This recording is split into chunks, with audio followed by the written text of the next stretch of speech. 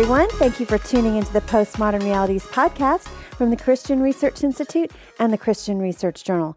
It's May 2017, and you're listening to episode 39 of Postmodern Realities, and I'm Melanie Cogdill, managing editor of the Christian Research Journal. On this episode, I'm joined by Dr. John McAteer. John is an assistant professor and chair of the online liberal arts program at Ashford University. He has a BA in film from Biola University, a MA in philosophy of religion and ethics from Talbot School of Theology, and a PhD in philosophy from the University of California at Riverside. Back in 2015, in the volume 38, number 3 issue of the Christian Research Journal, John wrote our cover article for that issue called The Gospel According to Marvel, which is available free online at our website, equip.org. John, it's good to have you on. Always a pleasure. Well, superheroes are kind of, the retro is the new big in thing, I guess, these days. I just saw Guardians of the Galaxy 2, and I know Spider-Man's coming out, and we've got Thor and Black Panther next year and more Avengers. And also TV series are probably pretty big in superheroes these days. And not just that, my youngest son and I sometimes like to watch unboxing videos on YouTube of subscription boxes to various different superhero franchises. So it's become kind of a big business these days. Oh, yeah, for sure. I think there's always been some kind of hero stories in every culture, right? So if you think back to the Greek myths, Greek and Roman myths, there's stories of gods and demigods and heroes and people. And I think, that kind of evolves into the stories of knights, the Round Table, and King Arthur and Robin Hood, and then that kind of evolves into stories of, westerns and cowboys and, the Lone Ranger and all that stuff. So there's always been this kind of hero stories in every culture. Even Christian culture, if you think about medieval stories of, saints, I think that's largely the function that those stories play, is kind of giving Christian culture this kind of uniquely Christian hero to think about, or even in the Bible. You think back to stories of the judges in the Old Testament and things. So there's I'm not sure there's been any kind of culture without these sorts of stories, and superheroes are kind of our current day version of this. I'm not entirely sure why that would be. Why 21st century America turns to superheroes as our culture's myth. Maybe it has something to do with superheroes are they tend to be a little bit more science-based. Maybe they're usually like aliens or mutants or something like that. Maybe they're just a billionaire with a cool suit, but there's something about them that can be explained scientifically. They're not just gods and things. So maybe there's something to do with that. But I'm really not sure why superheroes have taken over our culture. But it's not anything completely new, I don't think. In your particular article, is obviously focused on Marvel because it's called The Gospel According to Marvel. And as I mentioned, they are the ones who publish the Avengers, Guardians of the Galaxy, Spider-Man, and so forth. Why in particular is Marvel doing so well right now in our culture? Specifically, Marvel's kind of the big franchise of all their different heroes. Yeah, I mean, I have one kind of cynical answer to that, and that's just that it maybe has something to do with the Walt Disney Corporation. They're the greatest marketing and merchandising industry that's ever existed, and they bought Marvel back in 2009, which is pretty much when superheroes kind of took over pop culture. I think suddenly Marvel was everywhere after 2009. And they started cranking out these movies, 2 or 3 a year ever since, and then all the other merchandising that goes along with that. But I think, a less kind of cynical answer would be to say, it helps that what Disney's done with Marvel, in particular the movies, the Marvel movies are actually pretty good, I think, for the most part, especially compared to the other non-Marvel movies. If you think about the recent, Superman and Batman movies, just in the same time period. since 2009, they haven't been as good. There's also something, I think, more culturally resonant about the Marvel characters compared to other superhero brands. So I guess I can talk more about. Well, yeah, I mean, obviously the two main, brands or franchises that we know about are Marvel and DC. Of course, there's all kinds of other sub brands. I mean, the whole entire comic. We've done an article a couple years ago on manga, and it just in general, the whole idea of all these comic books has just exploded in our culture. But what are the differences between Marvel Comics and, say, other comic book brands like DC? Yeah, I mean, like you say, the main competitor, and when I'm kind of thinking of American comics, so I couldn't comment as much on the manga. But in terms of American comics, the main competitor would probably be DC.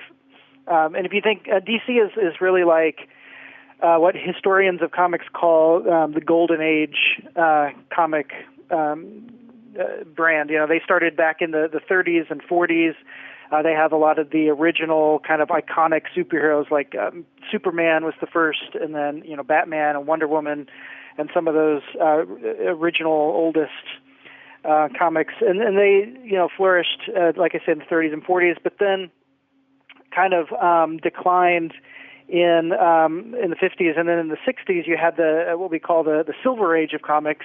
There was this rebirth of kind of a different kind of superhero that brought about through Marvel, and then there's a third age, more like in the 90s, after comics had declined again, and then you had the rise of graphic novels. Things got a lot more dark and violent, and there were more adult themes and things. But if you think just about kind of the Golden Age versus the Silver Age, DC versus Marvel, one of the big differences I've heard people try to say is that DC are the characters with capes and Marvel characters don't have capes, which is kind of a joke, I think, but it's not universally true, but there's something to that. But I think a more important difference is that the DC Golden Age characters tend to be these kind of larger than life iconic figures that is describing. They're really removed from ordinary life. If you think about, Superman and Wonder Woman, they're aliens. They come from another world and come here, and they're not quite human. They're, perfect and flawless in certain ways. Even, Batman is human and a little bit more flawed, but he's this, billionaire figure. He's a genius. He's not like ordinary people. And all of these people, the thing that I came up with as I was trying to describe the difference of this in my article between Marvel and DC, I discovered that seems to me most of the DC characters are, superheroes always have an alter ego, a secret identity.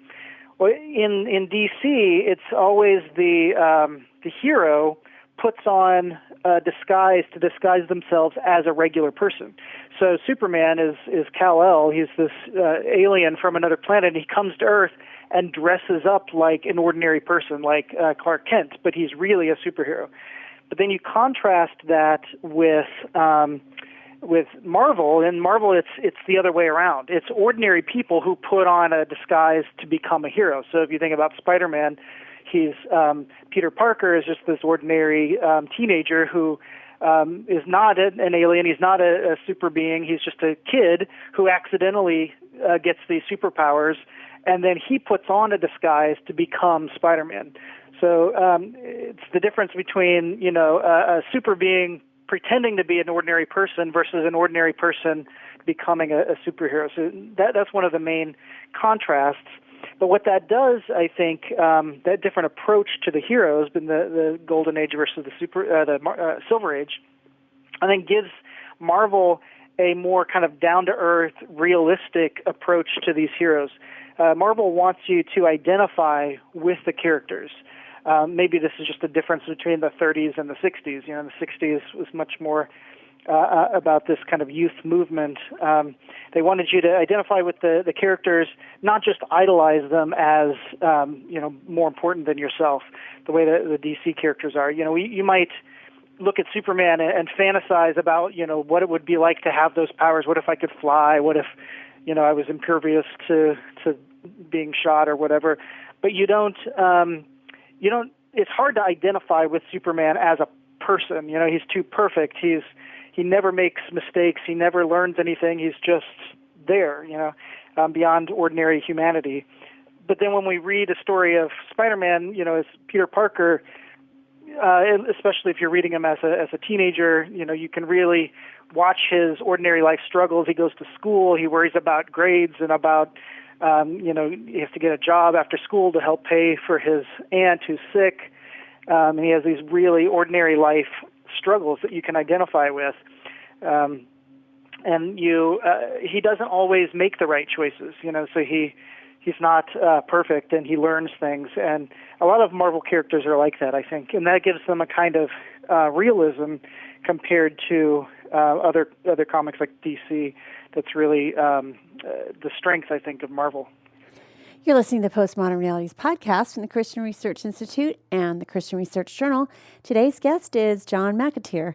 And back in 2015, in the volume 38, number 3 issue of the Christian Research Journal, John wrote our cover article for that issue called The Gospel According to Marvel, and it's available free online at our website, equip.org. To read more cultural apologetics articles, including upcoming features on hip-hop covering Chance the Rapper and Kendrick Lamar, please subscribe to the journal, and a 6-issue subscription is $39.50, and to subscribe online, visit equip.org.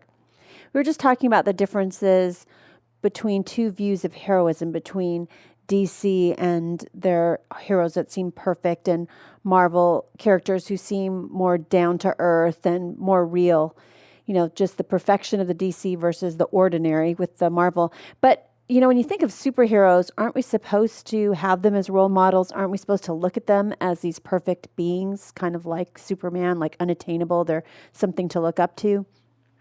Yeah, I mean, like you say, I think that is just sort of two different approaches to heroes, and they can both be valuable in their own way.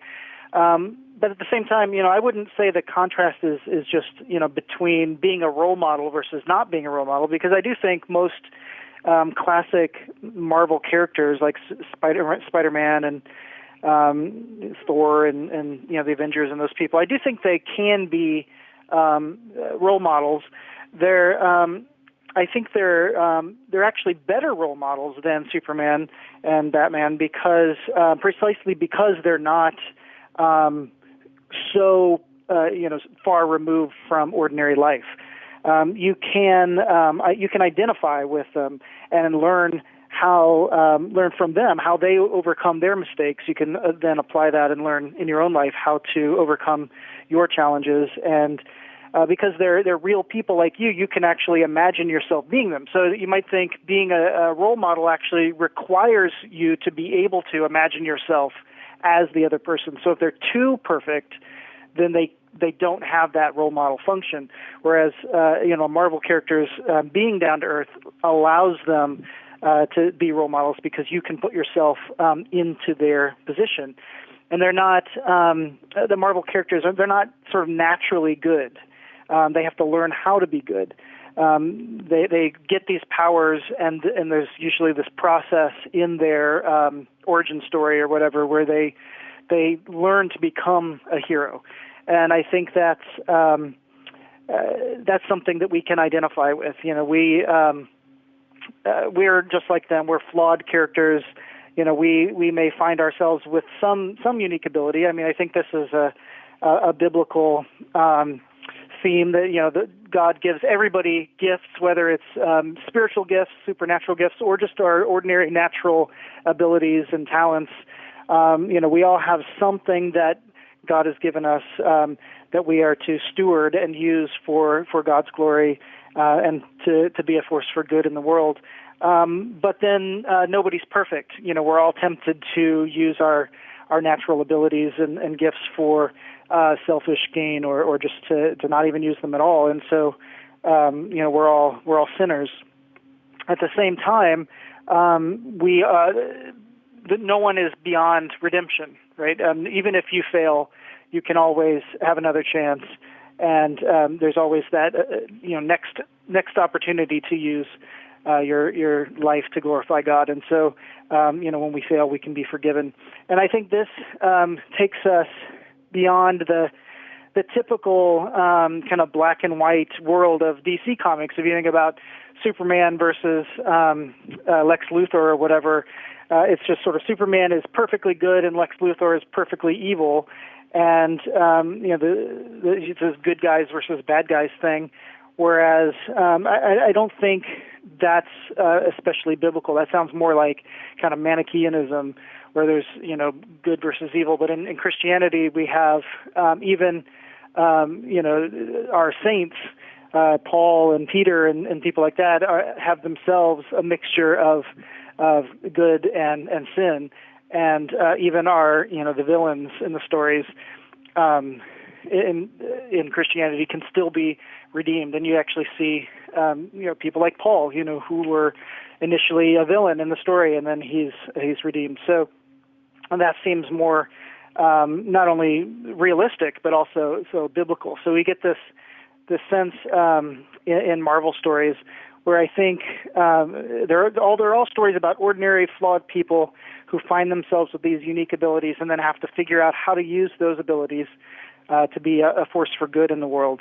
And that's where you get Spider-Man's motto, with great power comes great responsibility. And I think that's a motto that applies to all Marvel superheroes and for us as well. There's also a flip side, I think, to some of the things that we were just talking about, in that there are some flawed, more than flawed, dark superheroes in the Marvel universe. And we had a previous podcast when we talked about anti-heroes, and I'm thinking of things like Deadpool for sure, but, dark, gritty characters like Wolverine and so forth. And those kinds of approaches, when you see those movies, they can be, immoral even and very violent. So how can these really, almost anti-heroes be role models for kids, or should those kinds of superheroes that we see from Marvel be avoided? Should we not, watch movies or read comics about those particular kind of anti-hero superheroes?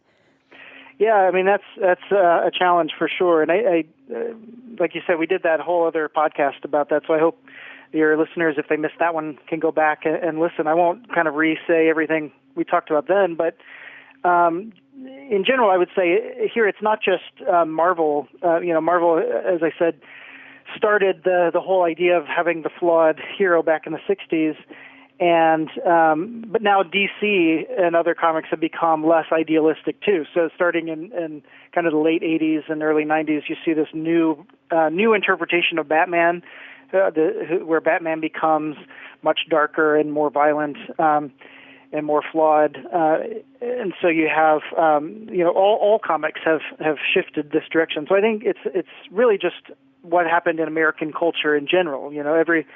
Every bit of pop culture became a lot more dark and immoral in that time period. So one thing I try to argue in the article I wrote for the Gospel According to Marvel, in some ways you could think this is actually a direct consequence of Marvel's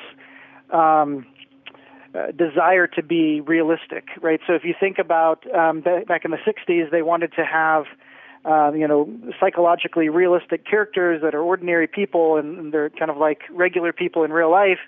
Well, then when culture as a whole becomes darker and more violent and more sexualized and more immoral, then that leads them to push their characters in the comics to become more like that in the attempt to seem more realistic.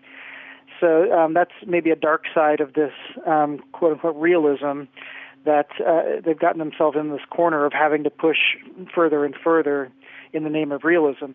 As the culture gets more vulgar, then the characters become more vulgar. So that's definitely a problem. And I would never suggest that Deadpool or those kind of characters would be role models in any way. Parents definitely need to exercise a lot of caution. And I would say in the 80s and 90s, the appropriate age, or the kind of target demographic for comics got a lot older than it was previously. So comics these days are a lot of times aimed at adults. So you shouldn't think that just because it's a comic book that it's for kids. So finally, what's the apologetic value of comics? In other words, how can Christians make use of comics in talking with people about faith or reaching out to people, particularly focusing on using superheroes in comics and TVs, movies, that kind of thing? Yeah, I mean, I think for the way I see it, comics are really just a form of fantasy literature, whether we're talking about, comic books, or we're talking about the Lord of the Rings or the Chronicles of Narnia, even, perhaps Harry Potter to a lesser degree, or we're talking about Star Wars, or any kind of fantastic literature or film or TV. All of these things, if you go back and think about what was the function of this sort of literature, J.R.R. Tolkien had some interesting things to say about this, and he wrote an article called On Fairy Stories, where he kind of explored the theory of fantasy, and Tolkien, or C.S. Lewis wrote a little bit about this too. And I think on their view, fantasy stories suggest that we have this innate longing for salvation that's built into the human heart, right? So we look around the world, we know something is wrong with the world. And so we start to imagine these stories about a battle between good and evil, because we know that there's evil in the world, and we have this longing for good to overcome it.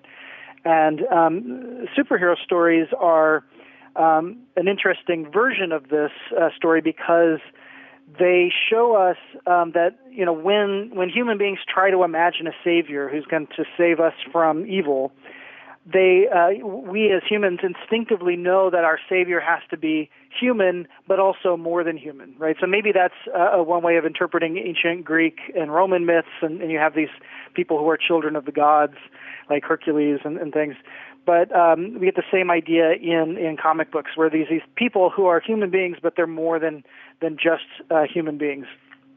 And so that I think we can see superheroes as a kind of echo of Christ, in the same way that C.S. Lewis thought the Greek myths were an echo of Christ. So there's this, eternity built into our hearts, where God has placed this longing for Christ in us, and so that we instinctively know that it's there. If you think about Paul on Mars Hill, looking at the Greek gods and saying, there's something in here that you have this longing for, but you don't know how to name. And that the apologist's job is to help them to name this and show how the Christian version of these stories is superior to the non-Christian version of these stories. And so, Marvel stories in particular show us, I think, that, all of us as ordinary people are called to be more than we are now, right? So we're all flawed, ordinary people, but we're called to be heroic, that we have some sort of power in the world that we're called to use for good, that with power comes responsibility. And I think, our job as Christians, then as apologists, is to show the world that the source of true power can only be found in God, and that in Christ we have this, strength and power to then bring about true goodness in the world. Well, finally, I want to end with some fun rapid-fire questions for John. So we're about to head into the summer and the grilling season. So coleslaw or potato salad? Coleslaw. And what was the last restaurant you ate at, and what did you eat? Oh, I think yesterday I went to Rubio's, which is a fish taco place here in Southern California, and had some fish tacos. And in light of today's conversation, what's your favorite Marvel movie? Favorite Marvel movies, probably Doctor Strange, I would say. And if you could travel back in time, where would you go? Good question. I feel like it's kind of a cliche to say, I'd travel back to, the first century and see Jesus, personally. But so if I'm going to set that aside as too obvious, then maybe travel back to England in the time when C.S. Lewis and Tolkien were sitting around talking about this stuff and have a drink with them and talk about the theory of mythology and fantasy. Oh, that sounds like a very good time travel adventure. Well, thanks, John, for being a guest on the Postmodern Realities podcast. Yeah, my pleasure. Back in 2015, in the Volume 38, Number 3 issue of the Christian Research Journal, today's guest, John McAteer, wrote our cover article for that issue, and it was called The Gospel According to Marvel, and it's available free online at our website, equip.org. To read more cultural apologetics articles, including upcoming features on hip-hop, covering Chance the Rapper and Kendrick Lamar, and also an article on the films of the Coen brothers, please subscribe to the journal. A 6-issue subscription is $39.50, and to subscribe online, visit equip.org. We'd like to hear from you, so connect with us on social media, like the Bible Answer Man Facebook page, and follow CRI, Christian Research Journal, Hank Hanegraaff, and the Bible Answer Man on Twitter. If you like this episode, please subscribe to the Postmodern Realities podcast on iTunes, and please rate our podcast. Also, share this episode on your social media accounts. Be sure you tune in daily to the Bible Answer Man broadcast, hosted by CRI President Hank Hanegraaff, who answers your questions live on air. To ask Hank a question, call 888-ASK-HANK, Monday through Friday at 6 p.m. Eastern Time. Make sure you go to equip.org, where you can download our free smartphone app, on which you can listen to the Bible Answer Man broadcast live, listen to previous broadcasts, make a donation, and subscribe to the Christian Research Journal. So until our next author conversation, thanks for listening to the Postmodern Realities podcast.